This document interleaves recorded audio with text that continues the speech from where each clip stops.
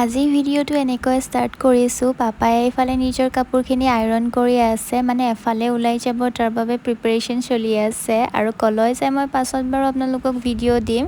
আৰু পকা দাড়ি চুলিবিলাক কালাৰ কৰি একেবাৰে ডেকা ল'ৰাটো হৈ আছে। তাৰপাছত মা আৰু মোৰ কিবা এটা কাম আছিল, সেইবাবে আমি দুয়োজনী অকণমান ওলাই আহিছোঁ।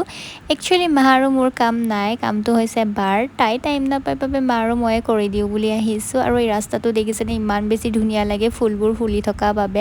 কিন্তু সেইদিনাখন মোৰ কামটো নহ'ল, সেইবাবে নেক্সট ডে আকৌ যাবলগীয়া হ'ল। আৰু এজাক বৰষুণ আহিছিল আৰু এই গোটেইকেইটা ৰাস্তাৰে পানীৰে বুৰ গ'ল।